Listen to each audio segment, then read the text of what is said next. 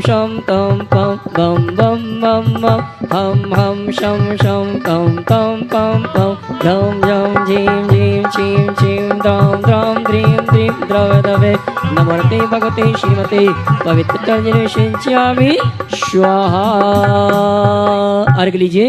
उदक चंदन तंदुल पुष्प कई चर सुदीप सुधोप पलर्ग कई धवल मंगल का निरवा कुल जिन कहे अभिषेक महंगरे। ओम ह्रीम अभिषेकांति वृषवादि वीरांते नमः जल पलादि महा अर्घम नरोपावते तीर्थोत्तम भवेनिरे क्षीरवाद्रूपे शिनाप्यामि सुजनमाप्तान जिनान सर्वार्थ सिद्धिदान। ओम नमः। सारे जग में शांति हो, सबका मंगल और कल्याण हो। जो नित्य शांति धारा के पुण्यार्जक है उनके उनके परिवार में सुख शांति समृद्धि उत्तम स्वास्थ्य की वृद्धि हो। आज जिन्हें प्रत्यक्ष रूप से शांति धारा करने का सौभाग्य मिला है, ऐसे कैलाश चंद जी, मोहित, प्रियंका, मंत्र, राकेश, एकता, ऋषभ, ईशिका, मयंक, श्वेता, सानिध्य के मायरा परिवार कलकत्ता, नागपुर, कानपुर, कत्था वाला परिवार, ब्रह्मचारिणी सुनीता दीदी, बासा परिवार और उनके साथ प्रेमचंद जी, पदम कुमार, पारस, सुनीता दीदी परिवार बासा वाला, इनके परिवार में सुख शांति समृद्धि उत्तम स्वास्थ्य की वृद्धि हो। पुत्री बेला जैन, प्रदीप जैन, जयपुर, मुजफ्फरनगर, इनके परिवार में सुख शांति समृद्धि उत्तम स्वास्थ्य की वृद्धि हो। पंडित सुदर्शन लाल जी, श्रुति जैन, श्रेयस, विशेष, प्रज्ञा जैन परिवार, इनके परिवार में सुख शांति समृद्धि उत्तम स्वास्थ्य की वृद्धि हो। कोलकाता से नित्य शांति धारा पुनर्जक श्रीमती संरक्षक श्रीमती चंदा देवी, धर्मपत्नी मोतीलाल जी जैन, शांतिलाल, सुमति देवी, निर्मल, बीना, विजय, याश, रश्मि, अजय, कंचन, याशिका, अंकिता, गौरव, नैतक, रावगी परिवार, इनके परिवार में सुख शांति समृद्धि उत्तम स्वास्थ्य की वृद्धि हो। सुनील, प्रतिभा, माँ शानवी, शीला, देवेंद्र, पुष्प, रजनी, ज्ञानमाला, अतीत, शिखा, राजकुमारी जैन, आयुष जैन, संदीप जैन, जबलपुर और मंडल नंबर 90 से डालचंद जी जैन, सरोज, पंकज, दीपाली, भव्या, ग्रेटर नोएडा, बुलंदशहर, इनके परिवार में सुख शांति समृद्धि उत्तम स्वास्थ्य की वृद्धि हो। जितने लोग इस विधान में मंडल पुण्यार्जक है, सभी 108 मंडल परिवार के सदस्यों के परिवार में सुख शांति समृद्धि उत्तम स्वास्थ्य की वृद्धि हो। जितने लोग यहाँ प्रत्यक्ष रूप से उपस्थित हैं और जो परोक्ष रूप से शांति धारा का अनुमोदन कर रहे हैं, उनके परिवार में सुख शांति समृद्धि उत्तम स्वास्थ्य की वृद्धि हो। आज के विशेष शांति धारा बेंगलुरु से संस्थापक मिलन जैन जन्मदिवस के अवसर पर, सागर से नेमचंद जैन, दिल्ली से संस्थापक चेतन कुमार, श्रीमती शैल बाला जैन वैवाहिक वर्षगांठ के अवसर पर, इनके परिवार में सुख शांति समृद्धि उत्तम स्वास्थ्य की वृद्धि हो। वैवाहिक वर्षगांठ पर दाहोद से श्रीमती शर्मिष्ठा भानु कुमार जैन, जयपुर से संस्थापक सारसमल झांझरी दादिया वाले श्रीमती कमला देवी जैन, गुड़गांव से श्रीमती विमल कुमार श्रीमती माया जैन, कोटा से प्रकाश चंद पाटनी मीना पाटनी, भोपाल से संस्थापक संजीव संगीता जैन, बांसवाड़ा से राहुल श्रीमती सुकृति शाह, नासिक से विवेक श्रीमती सुमेधा जैन, इनके वैवाहिक वर्षगांठ के अवसर पर इनके परिवार में सुख शांति समृद्धि उत्तम स्वास्थ्य की वृद्धि हो। गलाकोटा संस्थापक से आशीष मलैया जन्मदिवस के अवसर पर, वापी से श्रीमती सीमा जैन, दिलीप जैन जन्मदिवस के अवसर पर, आगरा से राकेश पाल जैन जन्मदिवस के अवसर पर, इनके परिवार में सुख शांति समृद्धि उत्तम स्वास्थ्य की वृद्धि हो। आज सुख शांति समृद्धि के लिए मिर्जापुर से आदित्य जैन, कोनी पाटन जबलपुर से कुमारी तनुश्री जैन, कलमनुरी हिंगोली से श्रीमती इंदिरा सावरकर, पौत्री नलिनी जैन, अंबाला नरसिंहगढ़ से रोबिन अनीता सक्षम आर्यन जैन, पुणे से अक्षय अजित भस्मे, सांगली दूधगांव से मीनाक्षी बीरेन्द्र विराज जिनेश फराटे, सनमती वैभव पाटिल और सांगली से सचिन रमेश नागांवकर, पद्मा मिर्जी भूषण रत्तू परिवार, इचलकरंजी से विमल आदिनाथ उदगांव परिवार, इनके परिवार में सुख शांति समृद्धि उत्तम स्वास्थ्य की वृद्धि हो। आज स्वास्थ्य लाभ के लिए डॉक्टर पंकज जैन सिलीगुड़ी गुणायतन के ट्रस्टी, इन्हें शीघ्र स्वास्थ्य की उपलब्धि हो। अलीगढ़ से डॉक्टर सचेंद्र कुमार जैन, देई बूंदी से मयंक जैन पुत्र महावीर जैन, देहरादून से श्रीमती कमलेश जैन, न्यूयॉर्क से श्रीमती विनीता पापड़ी वाल, ललितपुर से बिक्की जैन, बंडा से श्रीमती सुगंधी बाई जैन, गुवाहाटी कोलकाता से देवर्ष जैन और मालथोन से अमन जैन, इन्हें शीघ्र स्वास्थ्य की उपलब्धि हो, इनके परिवार में सुख शांति समृद्धि उत्तम स्वास्थ्य की वृद्धि हो। डॉक्टर स्वाति संदीप मेहता पुणे, इनके परिवार में सुख शांति समृद्धि उत्तम स्वास्थ्य की वृद्धि हो। अमित जैन के स्वास्थ्य लाभ के लिए जबलपुर से भावना आई, इन्हें शीघ्र स्वास्थ्य की उपलब्धि हो। सबका मंगल हो, सबका कल्याण हो, सभी सुखी रहे, सभी स्वस्थ रहे। इस पुनीत भाव से हम शांति धारा का शुभारंभ करेंगे। ओम नमः सिद्धेभ्यः श्री वीतरागाय नमः। नमो अरिहंतालम, नमो सिद्धालम, नमो आयरियानम, नमो वज्रायानम, नमो लोए सब साहूनम। चत्तारी मंगलम हरंता मंगलम सिद्धा मंगलम साहू मंगलम केवली पनत्तो धम्मो मंगलम। चत्तारी लोगोत्तमा हरंता लोगोत्तमा सिद्धा लोगोत्तमा साहू लोगोत्तमा केवली पनत्तो धम्मो लोगोत्तमो। चत्तारी सन पहुँचामी हरंते सन पहुँचामी सिद्धे सन पहुँचामी साहू सन पहुँचामी केवली पन्नतम धम्मम शरणम पवज्जामि। ओम ह्रीम अनादि मूल मंत्रेभ्यो नमः। सर्व शांतिम तुष्टिम पुष्टिम च कुरु कुरु। ओम नोरते भगवते प्रचीना से दोषकलवशाय दिव्य तेजो मूर्ते नमः। श्री शांतिनाथाय शांति कराय सर्वविघ्न प्रणाशाय सर्वरोगा मृत्यु विनाशनाय सर्वपक्ष चित्तोपद्रव विनाशनाय सर्वच्छाम डामर विनाशनाय। ओम ह्राम ह्रीम रूम रौम रसियाउषा सर्व शांतिम तुष्टिम पुष्टिम च कुरु कुरु। ओम ह्रूम छुपट किरीटिम किरीटिम घाते घाते पर विघ्नान स्फोटे स्फोटे सस्कंडान कुरु कुरु परमुद्रान छिन छिंद परमंत्रान भिन्न भिन्न छ बाबा रूपट सर शांतिम कुरु कुरु। ओम ह्रीम श्रीम क्लीम ऐम अरहम अशियाउषानाद विद्याय नमो ओरियंतानुम रोम सर शांतिम कुरु कुरु। ओम अहराम श्री ह्रीम आहुरूम ऊह रोम साहर जगदाद विनाशनाय ह्रीम श्री शांतिनाथाय नमः सर शांतिम कुरु कुरु। ओम ह्रीम श्री शांतिनाथा शोक्तोर सत्प्रातिहार मणिता शोक्तोर सत्प्रातिहार सोन प्रदब्दा अम्लवार ह्रीम विजय सर्वोदो शांति कराय नमः सर शांतिम कुरु कुरु। ओम ह्रीम श्री शांतिनाथाय सुरपुष्टि सत्प्रातिहार मणिता सुरपुष्टि सत्प्रातिहार सोन प्रदब्दाय मम्लवार भीम विजय सर्वोदो शांति कराय नमः सर शांतिम कुरु कुरु। ओम ह्रीम श्री शांतिनाथाय दिव्यध्वनि सत्प्रातिहार मणिता दिव्यध्वनि सत्प्रातिहार सोन प्रदब्दाय मम्लवार भीम विजय सर्वोदो शांति कराय नमः सर शांतिम कुरु कुरु। ओम ह्रीम श्री शांतिनाथाय चाम्रोत्तोलन सत्प्रातिहार मणिताय चाम्रोत्तोलन सत्प्रातिहार सोन प्रदब्दाय रमलवार भीम विजय सर्वोदो शांति कराय नमः सर शांतिम कुरु कुरु। ओम ह्रीम श्री शांतिनाथाय सिंहासन सत्प्रातिहार मणिताय सिंहासन सत्प्रातिहार सोन प्रदब्दाय गमलवार भीम विजय सर्वोदो शांति कराय नमः सर शांतिम कुरु कुरु। ओम ह्रीम श्री शांतिनाथाय महामंडल सत्प्रातिहार मणिताय महामंडल सत्प्रातिहार सोन प्रदब्दाय झमलवार भीम विजय सर्वोदो शांति कराय नमः सर शांतिम कुरु कुरु। ओम ह्रीम श्री शांतिनाथाय दुंदुभि सत्प्रातिहार मणिताय दुंदुभि सत्प्रातिहार सोन प्रदब्दाय स्मलवार भीम विजय सर्वोदो शांति कराय नमः सर शांतिम कुरु कुरु। ओम ह्रीम श्री शांतिनाथाय छत्तर सत्प्रातिहार मणिता छत्तर सत्प्रातिहार सोन प्रदब्दाय खमलवार भीम विजय सर्वोदो शांति कराय नमः सर शांतिम कुरु कुरु। ओम ह्रीम श्री शांतिनाथाय प्रातिहार्या सहिताय बीजाष्ट मंडल मणिता सर्वविघ्न शांति कराय नमः सर शांतिम कुरु कुरु। ओम ह्रीम अरहम नमो जिनानम सब शांति भवतु। ओम ह्रीम अरहम नमो ओहि जिनानम सब शांति भवतु। ओम ह्रीम अरहम नमो परमोहि जिनानम सब शांति भवतु। ओम ह्रीम अरहम नमो सबोहि जिनानम सब शांति भवतु। ओम ह्रीम अरहम नमो अनंतोहि जिनानम सब शांति भवतु। ओम ह्रीम अरहम नमो कोट बुद्धिनाम सब शांति भवतु। ओम ह्रीम अरहम नमो बीज बुद्धिनाम सब शांति भवतु। ओम ह्रीम अरहम नमो पदानुसारिणाम सब शांति भवतु। ओम ह्रीम अरहम नमो संभिन शोदारानम सब शांति भवतु। ओम ह्रीम अरहम नमो स्वयं बुद्धानम सब शांति भवतु। ओम ह्रीम अरहम नमो पत्ते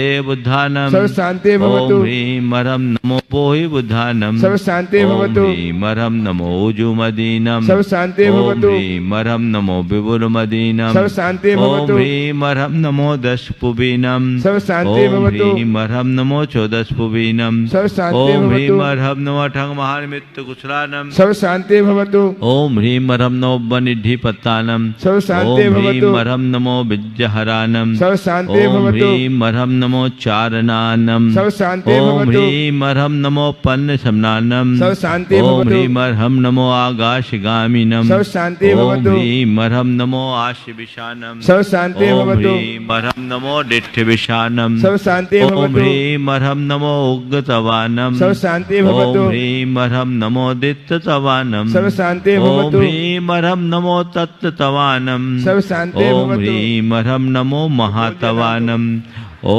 ह्रीं अर्हं नमो घोरतवानं ॐ ह्रीं अर्हं नमो घोरगुणानं सर्व शांति भवतु ॐ ह्रीं घोर प्रकमानं सर्व शांति ॐ भवतु ह्रीं अर्हं नमो घोरगुणबं भयारिनं सर्व शांति ॐ भवतु ह्रीं अर्हं नमो आमो सही पत्तानं सर्व शांति ॐ ह्रीं भवतु अर्हं नमो खेलो सही पत्तानं सर्व शांति ॐ भवतु ह्रीं अर्हं नमो जल्लो सही पत्तानं सर्व शांति ॐ भवतु ह्रीं अर्हं नमो विट्ठो सही पत्तानं सर्व शांति ॐ भवतु ह्रीं अर्हं नमो सब्बो सही पत्तानं सर्व शांति ॐ भवतु ह्रीं अर्हं नमो मन बलीनं सर्व ॐ शांति ह्रीं भवतु अर्हं नमो बची बलीनं सर्व शांति ॐ भवतु ह्रीं अर्हं नमो काय बलीनं सर्व शांति ॐ भवतु ह्रीं अर्हं नमो क्षीर सवीनं सर्व शांति ॐ भवतु ह्रीं अर्हं नमो सप्पिशवीनं सर्व ॐ शांति ह्रीं भवतु अर्हं नमो महूशवीनं सर्व शांति भवतु ॐ अर्हं नमो अमीशवीनं सर्व शांति ॐ भवतु ह्रीं अर्हं नमो क्षीण महानशानं सर्व शांति ॐ भवतु ह्रीं अर्हं नमो वड्ढमानानं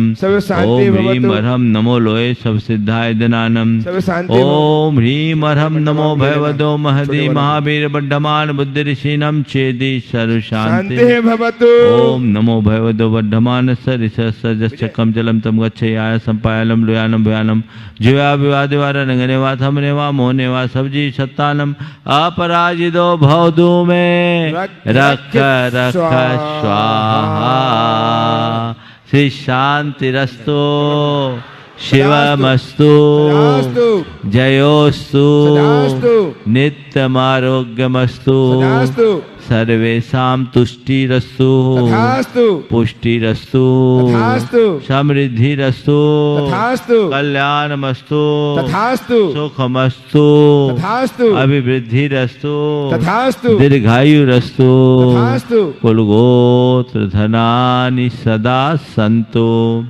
सद्धर्म श्री बलायुरारोग्यैश्वर्याभिवृद्धिरस्तु ओम ह्रीं अर्हं नमो संपूर्ण कल्याण मंगल रूप मोक्ष पुरुषार्थश्च भवतु संपोजकानां प्रतिपालकानां यतीन्द्र सामान्य तपोधनानां देशस्य राष्ट्रस्य पुरस्य राज्ञ करोतु शांतिं भगवान जिनेन्द्र करोतु शांतिं भगवान जिनेन्द्र करोतु शांतिं भगवान जिनेन्द्र बद्धस्थ घाति कर्माण केवल ज्ञान भास्करा कुर्वन्तु जगतां शांतिं विश्वाद्याजिनेश्वरः जय बोलो श्री आदिनाथ भगवान की जय, जय, चंद्रप्रभ जय। भगवान की जय, जय, शांतिनाथ भगवान की जय, जय, पार्श्वनाथ भगवान की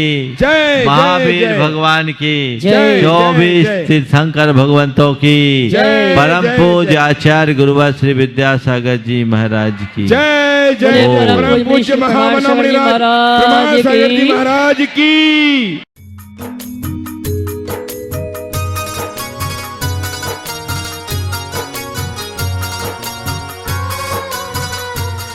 देवादिदेव 1008 श्री भगवान महावीर स्वामी की जय जय जय अहिंसा परमो धर्म की जय जय जय परम पूज्य आचार्य गुरुवर श्री विद्यासागर जी महाराज आज की जय जय जय परम पूज्य एक स्वामी श्री प्रमाण सागर जी मुनिराज की जय जय। भाव से ही बंधन है, भाव से ही मुक्ति है। भाव ही हमें चढ़ाते हैं, भाव ही हमें गिराते हैं। जिसने भाव को संभाल लिया उसका भाव संभल गया, और जिसका भाव बिगड़ा समझ लो भाव बिगड़ा। भाव यात्रा से भव यात्रा चलती है। हमें अपनी भावधारा को ठीक तरीके से समझकर संभालने की आवश्यकता है। और भावधारा में जो नकारात्मकताएं हैं उन्हें दूर करना ही हमारी सबसे बड़ी साधना है। हर मनुष्य में अनेक प्रकार के नकारात्मक आवेग भरे हैं। ये भावनाएं हैं जिनमें बहकर मनुष्य अपना संयम, संतुलन, विवेक, बुद्धि सब कुछ खो देता है। हमें चाहिए कि हम प्रयासपूर्वक उन दुर्बलताओं को दूर करें और उनके लिए कुछ ठोस उपक्रम करें। वस्तुतः कोई भी साधना तभी फलवती होती है जब भाव शुद्धि हो। भाव शुद्धि के अभाव में की गई बड़ी बड़ी धार्मिक क्रियाएं भी हमारे लिए लाभदायी नहीं होती। हम लोग प्रायः धार्मिक क्रियाएं करते हैं पुण्य पाने के उद्देश्य से, पर संत कहते हैं धर्म क्रिया करो जीवन को पुण्य बनाने के उद्देश्य से।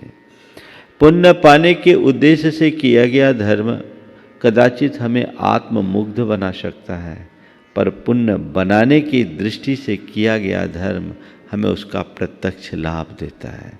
हम जब कभी भी पुण्य पाने की कामना से धर्म करते हैं तो अपने धार्मिक कर्तव्यों के पालन में ही अपने आप को कृतार्थ महसूस कर लेते हैं और एक प्रकार की मुग्धता पालते हैं कि मैंने बहुत कुछ अर्जित कर लिया। लेकिन एक बात सदैव ध्यान में रखने का है कि कोरे क्रिया से धर्म नहीं होता, धर्म भावों से होता है। तो जीवन को पुण्य बनाने का मतलब अपने अंतर मन को पवित्र बना लेना, और यदि हमने अपने भीतर पवित्रता उद्घाटित कर ली है तो धर्म का प्रत्यक्ष लाभ हमें जरूर दिखेगा, जरूर मिलेगा, और वही हमारा दृष्टिकोण होना चाहिए। उसकी तरफ हमें सतत प्रयत्नशील रहना चाहिए। जो अच्छी भी बन सकती है और बुरी भी बन सकती है, लेकिन ये लेशा जिनके अंदर होती है प्राय नकारात्मकता से ग्रसित होते हैं। हम अपनी प्रवृत्तियों को देखें, उससे हम अपने भावों का अंदाज लगा सकते हैं। कल मैंने कहा था चिंता बहुत अच्छी परिणति नहीं है, हमें चिंता से बाहर आना चाहिए। कि मैं अपनी बात को आगे ले जा रहा हूँ। चिंता पैशुन्य मात्सर्यम स्वसंसा पर निंदनम जीवन नैराश्य युद्धे मरणोद्यमादि लक्षणम। दूसरी बात है पैशुन्य। पैशुन्य क्या होता है? चुगलखोरी, आग लगाने की आदत, सुलगाने की प्रवृत्ति। कुछ लोगों में ये स्वाभाविक प्रवृत्ति होती है, इधर की उधर, उधर की इधर। उनको बड़ा रस आता है दो को उलझाने में। दरअसल वो खुद अंदर से उलझा हुआ है, इसलिए औरों को उलझाने में सतत प्रयत्नशील रहते हैं। ये पैशुन्य भाव बड़ा निम्न श्रेणी का भाव है।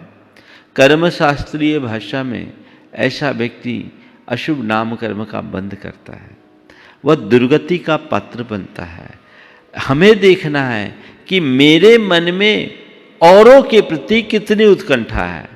कुछ लोगों की आदत ऐसी हो जाती कि खाली ठाले भरे बैठे हैं तो इधर का उधर भिड़ाने में लग जाते हैं। इनसे उनकी कही, उनसे उनकी कही। अरे अभी मैं आ रहा था तुम्हारे बारे में, तो तुम्हारे बारे में वो अमुक ऐसा बोल रहा था। पति को पत्नी के विरुद्ध भड़का दो, पत्नी को पति के विरुद्ध भड़का दो, भाई को भाई के विरुद्ध भड़का दो, और रिश्तेदार को दूसरे रिश्तेदार के विरुद्ध भड़का दो, अड़ोसी के पड़ोसी के विरुद्ध भड़का दो। एक दूसरे के विरुद्ध भड़काने वाली प्रवृत्ति, जिसे शुद्ध शब्दों में नारदगिरी कहा जाता है, ये एक अच्छे व्यक्ति की पहचान नहीं है। और विडंबना तो ये है कि कुछ लोग इतने कान के कच्चे होते हैं कि तथ्य को जाने बगैर धारणा बना लेते हैं और प्रतिक्रियाएं व्यक्त करते हैं। हम दोनों स्तर पर इस पे सोचें। पहली बात, कभी हम दूसरों की व्यक्तिगत जीवन में कोई रुचि न रखें। इसकी बात उसको और उसकी बात इसको पहुंचाने का काम न करें। और ऐसा वे लोग करते हैं जो थोड़े निठल्ले होते हैं, जो अपने कार्यों में मगन होते हैं, व्यस्त होते हैं, उनके पास समय नहीं है इधर उधर की बात करने और सुनने की। पर कुछ लोग होते हैं जिनका इसके बिना दिन ही नहीं करता, करे क्या, उठा ले बैठे, उन्हीं ठल ले। हमें ये देखना है कि ये प्रवृत्ति बहुत अच्छी नहीं है और हमें ऐसी प्रवृत्ति से निरंतर बचना है। दूसरा, यदि कोई व्यक्ति किसी के विषय में आकर के हमसे कह रहा है तो उस व्यक्ति से सावधान हो जाओ। वो आके कहता है हमारा हितैषी बनकर, पर सच्चे अर्थों में वो हितैषी नहीं, शत्रु है। वो यथार्थ हमारे हितैषी मित्र से हमारे संबंध बिगाड़ देगा, हमारे आत्मीय से आत्मीयता मिटा देगा, हमारे स्वजनों से दूरी भेद प्रकट कर देगा, अपनों के बीच में खाई खड़ी खोद देगा। हमें ऐसे लोगों की बातों बिल्कुल भरोसा नहीं करना चाहिए और ऐसे व्यक्ति को तवज्जो भी नहीं देना चाहिए। इनसे थोड़ा सावधान रखो। देखो कुछ लोगों की कैसी रुचि होती है। एक परिवार की 3 बहुएं, बड़ा सुखी संपन्न परिवार, और तीनों बहनों की तरह रहती, बड़े प्रेम से रहती। अब कुछ लोगों को किसी का प्रेम से रहना भी नहीं सुहाता। तो अब क्या हुआ, एक महिला, अच्छा बुरा मत मानने की बात नहीं है, ये बीमारी कुछ उनमें ज़्यादा होती है, होती तो सब में, इधर की उधर भिड़ाने की आदत महिलाओं में कुछ ज़्यादा होती है। तो अब हकीकत को स्वीकार लेना चाहिए, उसमें संकोच करने की बात नहीं है। तो एक ने क्या किया, छोटी, सबसे जो छोटी देवरानी थी, उससे जेठानी के बारे में कहना शुरू कर दिया कि अरे आज तो आपकी जेठानी आपकी बड़ी बुराई कह रही थी। वो कह रही थी वो हमेशा अपनी पीहर की ठसक बताती है। पीहर वाले थोड़े ज़्यादा पैसे वाले हो गए तो क्या हो गया, वहाँ से 2 चूड़ियाँ ले आई, बार बार दिखाते फिरती है, आपकी बहुत बुराई कह रही थी। उसने उसकी सारी बातें सुन ली, धैर्य पूर्वक सुना, और उसके बाद कहा सच में बड़ी दीदी ऐसा कह रही थी? बोले हाँ कह रही थी। आपने सुना? आपसे कहा? बोले हाँ हमसे ही कहा, हम सुन रहे थे, किसी और से कह रही थी, हम वहीं खड़े थे, हमने सुना, मैंने अपने कान से सुना। बोले कोई बात नहीं, चलो। उसका हाथ पकड़ा और अपनी जेठानी के सामने खड़ा करा। बोलो बोलो, तुम क्या बोल रही थी दीदी के बारे में? दीदी ने मेरे बारे में क्या बोला? बोलो। अब क्या बोले? अपना सा मुंह लेके रह गई। क्या बोले? नहीं नहीं नहीं, कुछ बात नहीं, कुछ बात नहीं, वो और कोई बात थी, और कोई बात नहीं। खबरदार जब आज के बाद किसी के घर में आग लगाने की कोशिश की। मैं ये बात जानती थी कि ये बात मेरी दीदी कह नहीं सकती, क्योंकि उसकी सोच इतनी छोटी नहीं है। तुमने ये जो कहा है अपनी दूषित मानसिकता के परिणाम स्वरूप कहा है। आज तो मैं तुम्हें क्षमा करती हूं, लेकिन आइंदा इस तरह का कार्य किसी के साथ मत करना। थोड़ी सी समझदारी थी तो बड़ी दुर्घटना टल गई, लेकिन अक्सर लोगों के यहाँ क्या होता है, अच्छी बात पर तो फिर भी उसे सत्यापित करके विश्वास करते हैं, बुरी बात को तुरंत सुन लेते हैं, सुन नहीं लेते, स्वीकार लेते हैं, मान लेते हैं, तदनुरूप धारणा बनाकर प्रतिक्रियाएं भी कर देते हैं। इसलिए ये दोनों तरफ से हमें बचना है। जो इस तरह की बातें फैलाते हैं वे भी निम्न स्तरीय लोग हैं, और जो इस तरह के लोगों से जल्दी प्रभावित हो जाते हैं उनके परिणाम भी अच्छे नहीं हैं। ना ऐसी गंदगी फैलाओ, ना ऐसी गंदी बातों से जल्दी प्रभावित हो। समझो, चीज़ों को पचाने की कोशिश करो, तब हम अपने जीवन में कुछ अच्छा कर सकेंगे। अन्यथा जितनी देर ऐसी प्रवृत्ति से प्रभावित होंगे उतनी देर अशांति और उद्वेग भोगेंगे। एकदम तय कर लीजिए, कोई कुछ भी बोले, किसी व्यक्ति के द्वारा बोले गए एक आध वाक्य पर उसके प्रति धारणा मत बनाइए। किसी व्यक्ति के द्वारा किए जाने वाले एक बार की के व्यवहार मात्र से आप उस पर धारणा मत बनाइए। उसके आगे पीछे के संदर्भ को देखिए, तब उसके विषय में कोई निर्णय लीजिए। जो हर पल आपके प्रति आत्मीयतापूर्ण व्यवहार रखता है, आपके प्रति निष्ठावान है, सरल चित्त है, उस व्यक्ति के विषय में आपसे कुछ बोल दिया और आपने भरोसा कर लिया, इसका मतलब आप भी पक्के नहीं हो। ये कापोतलेशा के लक्षण है। मात्सर्य, जलन, कुढ़न, डाह, ईर्ष्या बहुत खतरनाक है। ईर्ष्या क्या नहीं कराती, आग लगा देती है। सब कुछ स्वाहा। किसी के प्रति तुम्हारे मन में कभी ईर्ष्या जगे तो समझ लो ये अच्छे भाव नहीं है।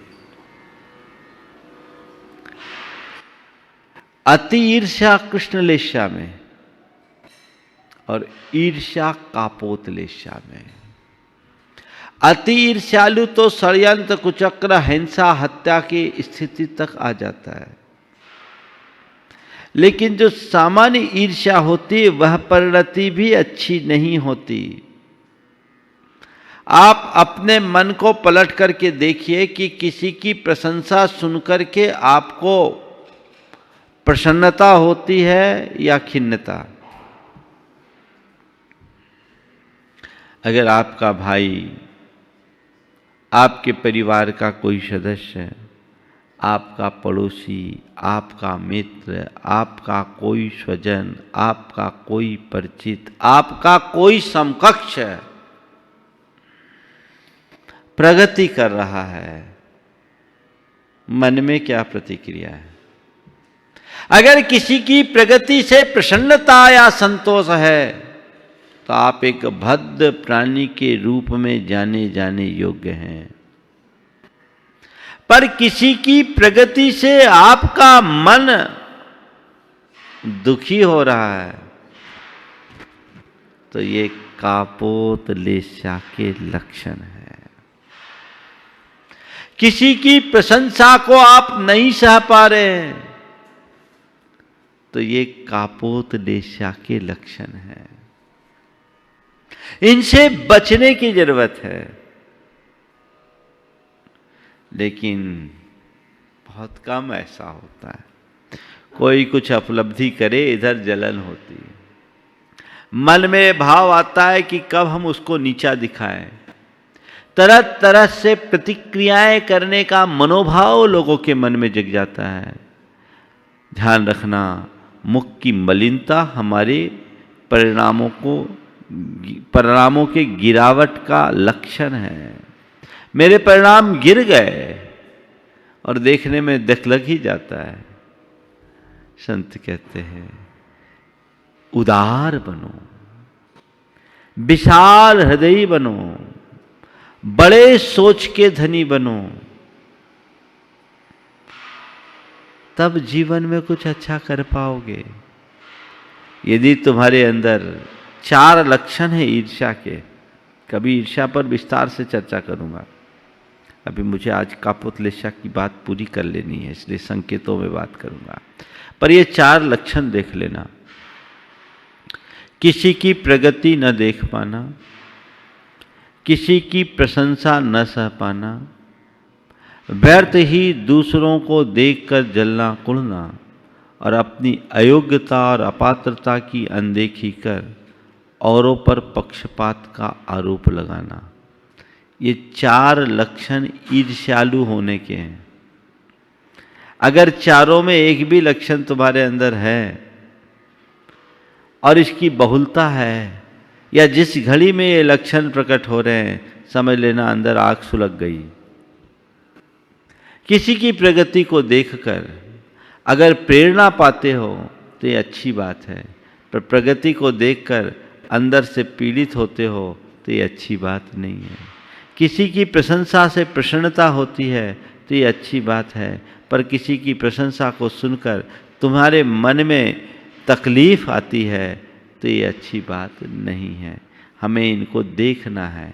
कई लोग हैं जो इस तरह की स्थिति में को देखते हैं, कोई कुछ अचीवमेंट कर ले तो उसको पचा नहीं पाता। देवरानी मायके गई और मायके से मोती का हार लेकर आई।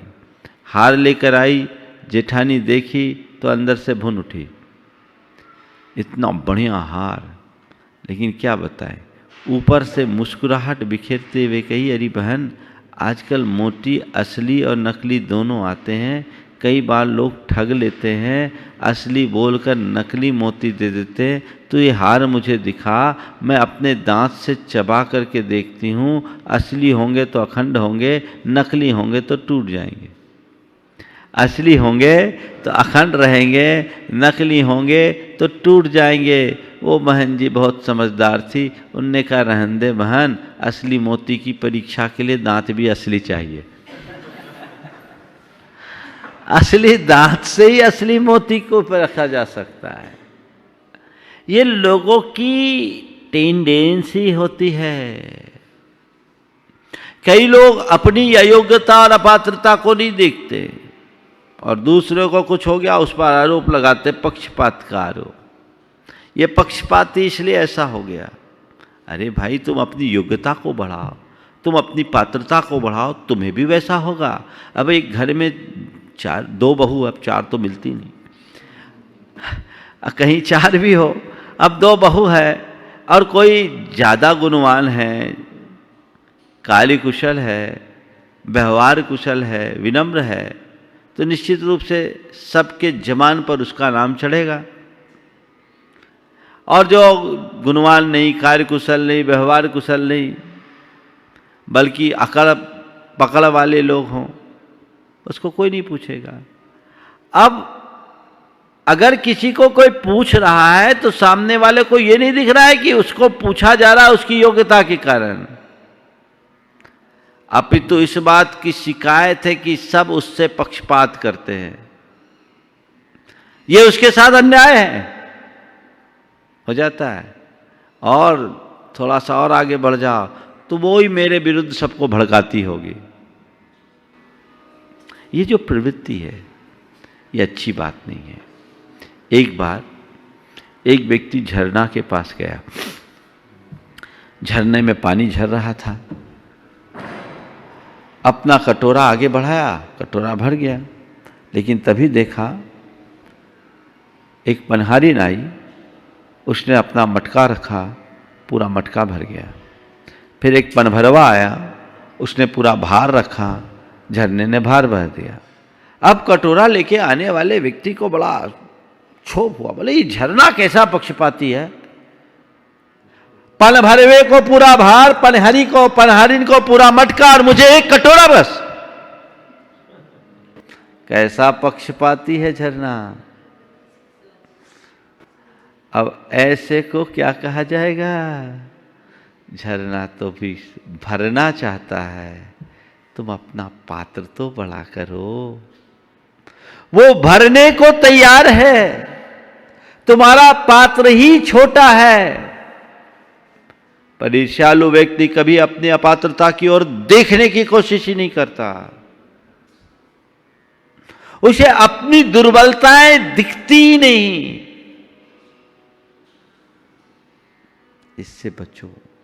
कापोतलेशा के लक्षण में एक लक्षण और है, अपम परम विमन्नतो, दूसरों को अपने समान ही मानता, जैसा खुद है वैसे ही सामने वाला दिखेगा। खुद पानी में तो उसे सब पानी में दिखेंगे, खुद में जो बुराई है वो बुराई उसे सब में दिखेंगे, सबको उसी आंख से देखता है। तो जिसके अंदर दोष और दुर्बलताएं भरी पड़ी है वो औरों को भी दोषी मानेगा, उसको दुर्बलताओं से ग्रसित मानेगा, वो अपने जीवन का सुधार नहीं कर पाता, उससे जीवन का उद्धार नहीं होता। इस प्रवृत्ति से बाहर आइए, ईर्ष्या की जगह प्रेम का भाव बढ़ाइए, जो शुभ भाव है। धुआं उड़ाने की आदत से बचिए, सुगंध फैलाने का उपक्रम कीजिए। कुछ लोग हैं जो हमेशा धुआं उड़ाने के आदी है, हमें सुगंध फैलाने का प्रयास करना चाहिए। इसके बाद स्वशंसा पर निंदनम, आत्म प्रशंसा और पर निंदा। कुछ लोगों की आदत होती है अपने मुंह मियां मिट्ठू बनने की। वे बड़े आत्म प्रशंसक होते हैं। और एक बात ध्यान रखना, जो आत्म प्रशंसक होगा वो परनिंदक बनेगा ही बनेगा। एक अच्छे व्यक्ति की पहचान नहीं है। अपने मुंह से अगर अपनी प्रशंसा करने पड़ी तो इसका मतलब तुम में काबिलियत है ही नहीं। नीतिकार कहते हैं कि तुम्हारे गुणों की जग अगर प्रशंसा करे तो वो गुण है, और तुम्हें अपने गुणों को जग को बताना पड़े तो ये अवगुण है। अपनी प्रशंसा अपने मुंह से करने की जरूरत क्या है? ये दुर्बलता है, बहुत बड़ी दुर्बलता। प्रशंसा सुनने की और अपने मुंह से ही अपनी प्रशंसा करने की। और कुछ लोग झूठी प्रशंसा भी करते हैं। झूठी प्रशंसा करने वाले चापलूस होते हैं, भाट होते हैं। और जो अपनी प्रशंसा सुनने की बड़ी इच्छुक और आदी होते हैं और नहीं हो तो अपने मुंह से ही अपनी प्रशंसा करते हैं, वे कापोत लेशा के स्वभाव वाले होते हैं। अपने मुंह से अपनी प्रशंसा क्या करना? जो है सो है, इससे बचिए। हाँ महाराज, कोई अननोन आदमी है, उसे अपने बारे में बताना हो तो क्या करें? अपना परिचय देना है तो क्या करें? संक्षिप्त परिचय देकर के भी अपना काम करा जा सकता है। व्यक्ति की पहचान तो क्षण भर के संसर्ग से हो जाती है। अच्छी और बुरी दोनों छाप उसके क्षण भर के संपर्क से हो जाती है। हम थोड़ी देर का संपर्क अगर किसी से करें, ये स्पष्ट हो जाता है कि ये व्यक्ति किस तरीके का है, किस मिजाज का है, इसकी सोच का स्तर क्या है। ये हमेशा जान जाना चाहिए। ना गुणी गुणिनम वेत्ति, गुणी गुणी सुमत्सरी, गुणी च गुण रागी च दुर्लभ स जनई जगत। वह जगत में बड़ा दुर्लभ व्यक्ति है। अगुणी गुणवान को जानता नहीं और गुणी गुणवान को मानता नहीं। गुणी हो और गुणों का अनुरागी हो, सजनो दुर्लभो जन, वह व्यक्ति बहुत दुर्लभ है। मेरे अंदर गुण है तो मुझे बताने की कोई ज़रूरत ही नहीं है, क्योंकि अवगुणी मेरे गुण को मान नहीं पाएंगे और जो दूसरे गुणी है वो मेरे गुण को पहचान नहीं पाएंगे। तो मुझे बताने की ज़रूरत क्या है? मुझे अपने अंदर अपने को समा के रखने की ज़रूरत है। एक बार गुरुदेव ने कहा था, महसाम वृत्ति दुर्लक्षा। महापुरुषों की वृत्ति दुर्लक्ष होती है। वे अपने अंदर के बड़े बड़े रहस्यों को असमय में और बिना संदर्भ के प्रकट नहीं करते। हमें कभी भी ऐसी बात आए बताने की बात ही नहीं करना चाहिए, वैसी चेष्टा करने की ज़रूरत ही नहीं सोचनी चाहिए। क्या हम प्रशंसा करें? मैं आपसे एक सुझाव देता हूँ, खुद की प्रशंसा खुद के मुंह से मत करो, और जो अपने मुंह से अपनी प्रशंसा करता है उस पर भरोसा मत करो। वो भरोसे के काबिल आदमी नहीं है। वो कभी भी धोखा दे सकता है। वो बड़ा मतलबी और स्वार्थी प्रवृत्ति का व्यक्ति है। ये व्यक्ति को पहचानने का एक ढंग है, एक कसौटी है। अपनी प्रशंसा मत करो। और कुछ लोग जिनको प्रशंसा सुनने की आदि होती है वो ऐसे लोगों को पाल के रखते हैं।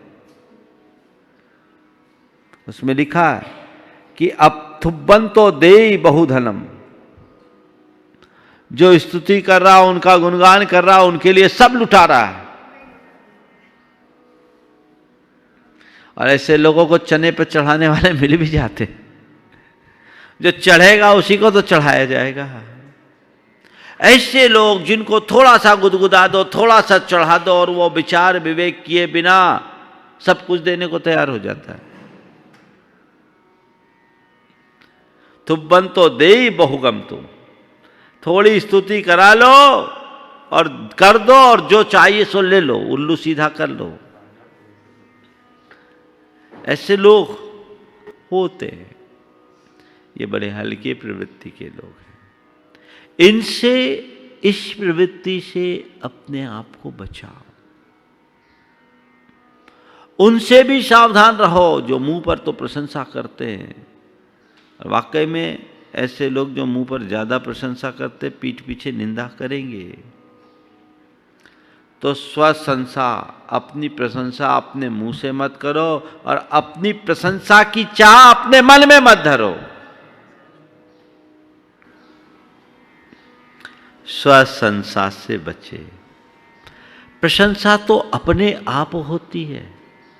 किसी की ये पंक्तियां बड़ी अच्छी है, सदाकत खुद बखुद करती है शोहरत जमाने में, कभी खुशबू भी कहती है कि मुझे तुम सूंघ कर देखो।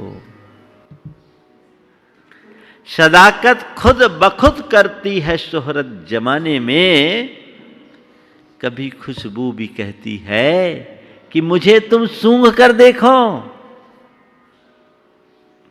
अगर फूल को अपनी सुगंधी का ढिंडोरा पीटना पड़े तो समझ लेना ये कागजी फूल है, ये असली फूल नहीं है। तो स्वशंसा, इससे बचो। पर निंदनम, बड़ा निंदनीय कर्म है। औरों की निंदा, अनावश्यक लोग निंदा में लीन हो जाते हैं।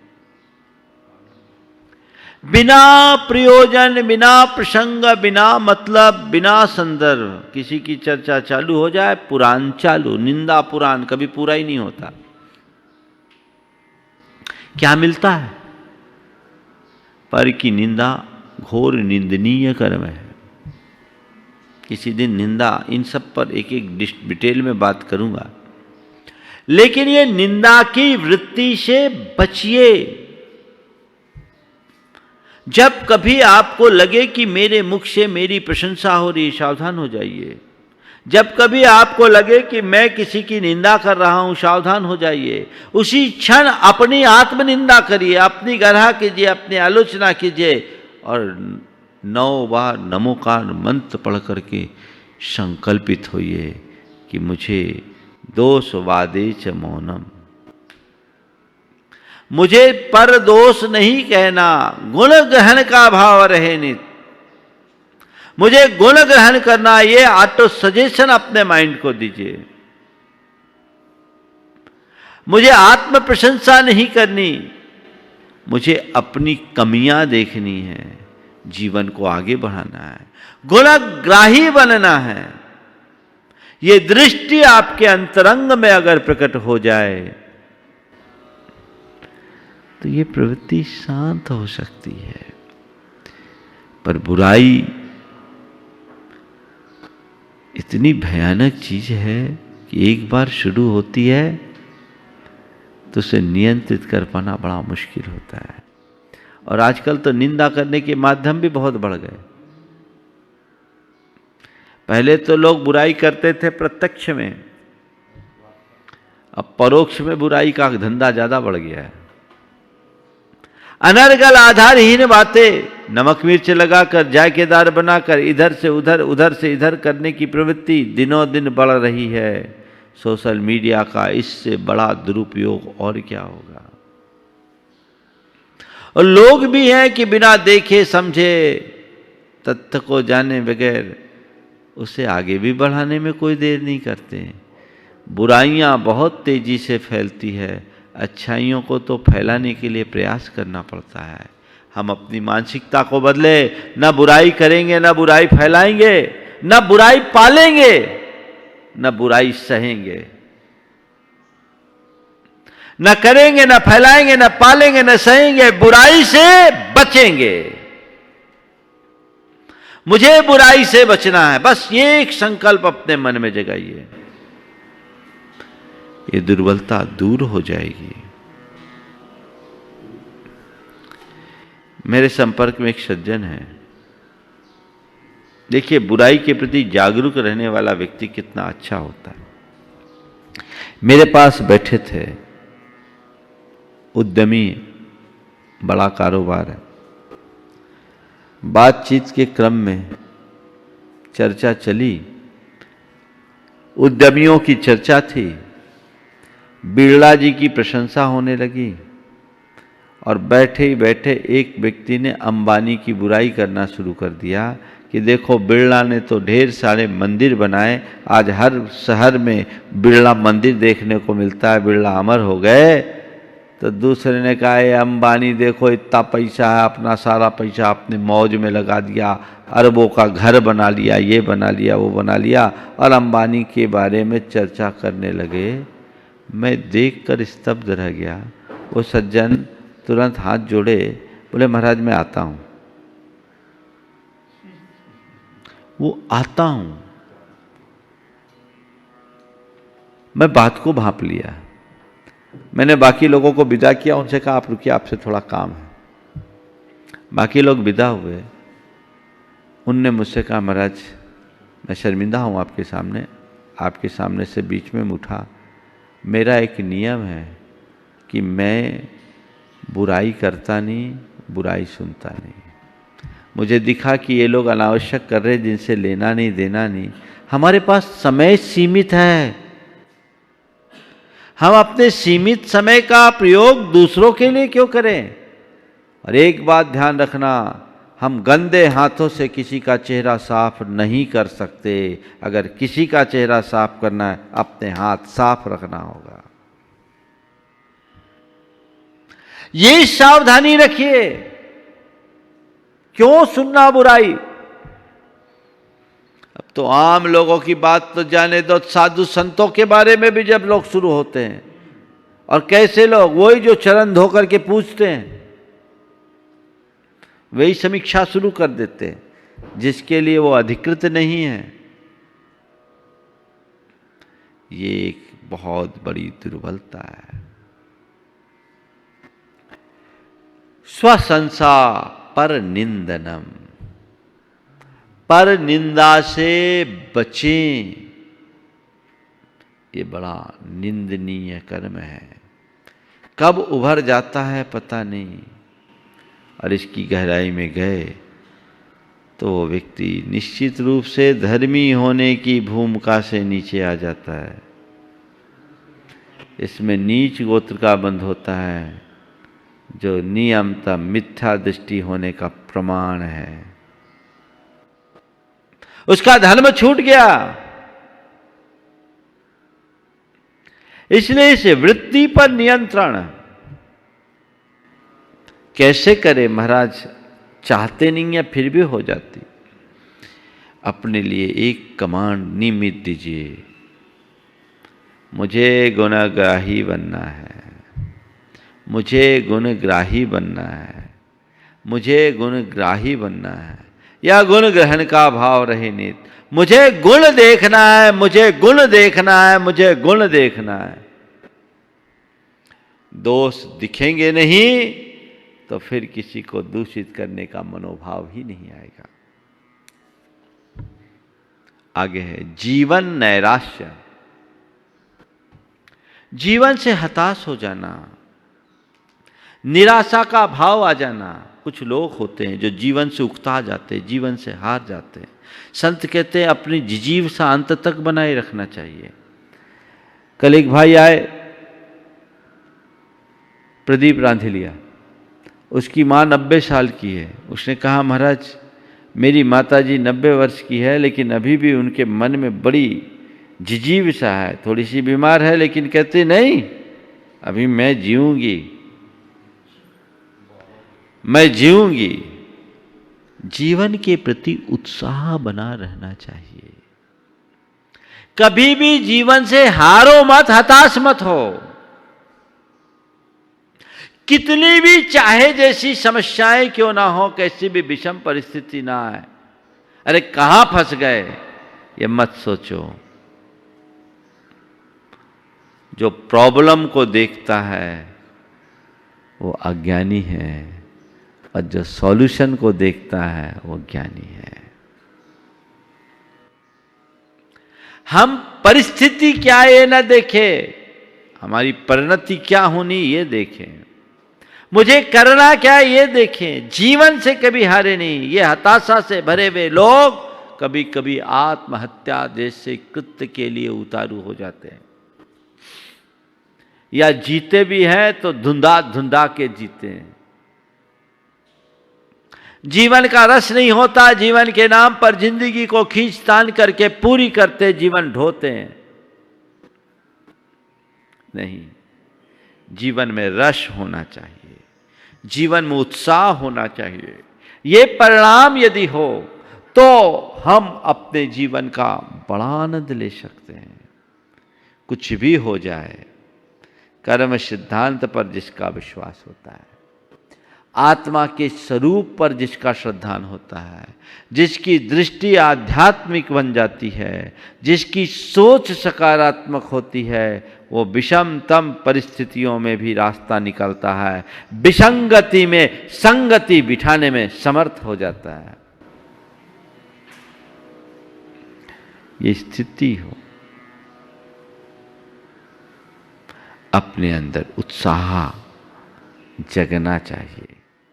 मन के दीप को कभी बुझने मत दीजिए। जब कभी मन में हताशा के भाव आने लगे, मोटिवेशन के बल पर, सेल्फ मोटिवेशन के बल पर अपने मन को फिर से जागृत कीजिए। अरे ये क्या हो गया? हताशा एक बहुत बड़ी दुर्बलता है। आशा होनी चाहिए, दुराशा नहीं, हताशा नहीं। जिजीशा प्रबल होनी चाहिए, आशावादी बनकर के चलना चाहिए। मेरा आज बुरा है तो कल बुरा होगा ये कोई जरूरी नहीं। आज अगर बुरा है तो कल अच्छा होगा, और हमें अच्छे को ही देखना है, अच्छे को ही देखना है, हारना नहीं है। और कदाचित हार भी जाओ तो हिम्मत नहीं हारना है। हमारे सामने कभी भी कोई बात आए तो ये मत देखो कि ये मजबूरी है, हमेशा ये सोचो कि इसको पार करना जरूरी है। मजबूरी नहीं, जरूरी है, इसमें जीना मुझे जरूरी है, मैं इसको मंजूरी देता हूं और आगे बढ़ता हूं। पार हो जाओगे। तो जीवन के प्रति निराशा एक बहुत बड़ी दुर्बलता है, इसे कभी भी आने मत दो। जीवन के प्रति उत्साहित रहो, अपने रास्ते को प्रशस्त करो, मार्ग को प्रशस्त करो, जिससे हम अपने जीवन का कल्याण कर सके, जीवन का आनंद ले सके। जिनके अंदर इस तरह की निराशा छा जाती है, उनकी दशा कैसी होती है। मैं एक भाई को जानता हूं जो आज इस दुनिया में नहीं है। देखो क्या होता है, बहुत सुंदर आदमी था। 45 साल की उम्र में उसके चेहरे पर एक हल्की सी शिकन आई। 45 साल की उम्र में हल्की सी शिकन आई और उसके दिमाग में एक बात बैठ गई, अरे अब ये क्या जिंदगी, अब तो बुढ़ापे के लक्षण आ गए, मेरा सौंदर्य बिखर जाएगा। वो डिप्रेशन में आ गया। अब जीने से क्या मतलब, अब जीने से क्या मतलब, डीप डिप्रेशन में चला गया। उसके पीछे उसका एक बेटा अपनी इंजीनियरिंग की पढ़ाई छोड़कर छाया की तरह रहा। 3 साल तक उस व्यक्ति का ट्रीटमेंट भी कराया गया। वो टॉयलेट भी जाता तो दरवाजा खोल के रखा जाता, क्योंकि उसके मन में एक ही बात बैठ गई थी, मुझे मरना है, मुझे मरना है, मुझे मरना है।